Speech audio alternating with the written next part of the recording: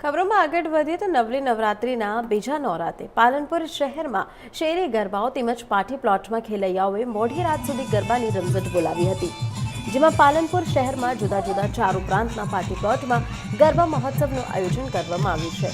પાલનપુર ગઠામણ પાટિયા Radhakrishna party plot ખાતે Regent event આયોજિત ઘુમર ગરબા મહોત્સવમાં ખેલૈયાઓએ ટ્રેડિશનલ ડ્રેસમાં સજ્જ થઈ મોડી રાત સુધી ગરબાની રમઝટ બોલાવી હતી, જેમાં અવનવા ગીતો ઉપર ખેલૈયાઓએ અલગ અલગ સ્ટેપમાં ગરબા રમી નવલી નવરાત્રિની ધામધૂમપૂર્વક ઉજવણી કરી હતી. તેમજ કાયદો અને વ્યવસ્થા જળવાઈ રહે તે માટે પોલીસ દ્વારા પણ ચુસ્ત પોલીસ બંદોબસ્ત ગોઠવી દેવામાં આવ્યો હતો. સાથે આપણે પણ જણાવી દઈએ કે પોલીસ બંદોબસ્ત જે ગોઠવવામાં આવ્યો હતો, જેથી ખેલૈયાઓએ શાંતિપૂર્ણ માહોલમાં ગરબાની રમઝટ બોલાવી હતી.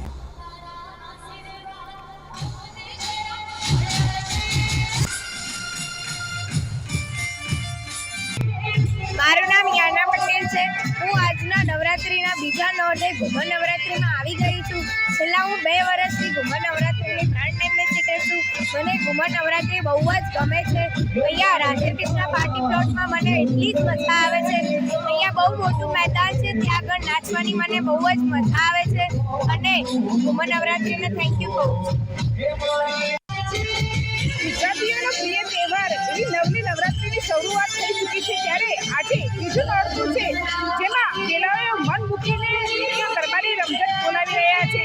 જેમાં પાલનપુર ખાતે ઘુમર ગરબા મહોત્સવમાં ખેલાડીઓ પોતાના ટ્રેડિશનલ કપડામાં સજ્જ થઈ અને ગરબાની રમઝટ બોલાવી ગયા છે. ત્યારે અત્યારે તમે જોઈ શકો છો કે ખેલાડીઓ કેવા પ્રકારના ગરબા રમીને પોતાની મોજ માણી રહ્યા છે.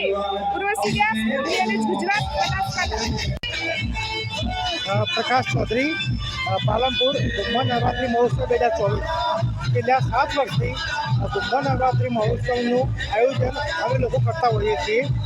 આ આયોજનનો મેઇન હેતુ કે આયોજનમાં તમામ ખર્ચ બાદ કરતા એવી ફંડ બચે છે, એ તમામ ફંડ અમે લોકો બનાસ ચેરિટેબલ સંસ્થા એટલે કે HIV પોઝિટિવ અનાથ બાળકો તેમજ વિધવા બહેનોના માટે ખર્ચ કરવા માટે અમે લોકોની સંસ્થાને ડોનેટ કરીએ છીએ.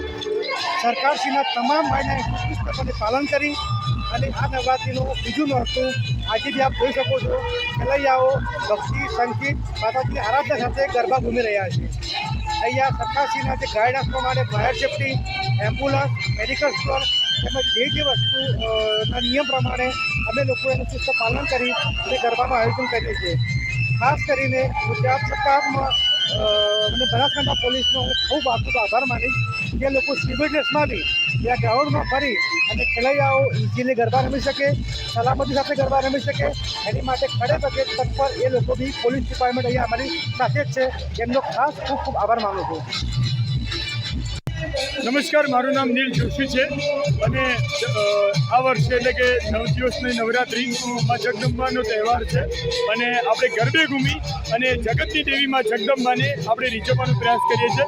અને ત્યારે પાલનપુરની સૌથી શ્રેષ્ઠ નવરાત્રિ કહી શકાય ફેમિલી ગરબા એટલે કે ઘુમર નવરાત્રિ મહોત્સવ 2024, જ્યાં દર વર્ષે અમે ગરબા રમીએ છીએ. પણ આ વખતની મજા કંઈક અલગ જ છે, કેમ કે માનનીય શ્રી હર્ષ સંઘવી સાહેબે આ વર્ષે ખેલૈયાઓ માટે 5 વાગ્યા સુધીનો સમય ફાળવ્યો છે અને ખરેખર આ સમસ્ત હિન્દુ પ્રેમી જનતા માટે બહુ મોટી ખુશીની વાત છે કે 5 વાગ્યા સુધી ગરબે ઘૂમી અને મા જગતજનની જગદંબાને રીઝવી શકે છે.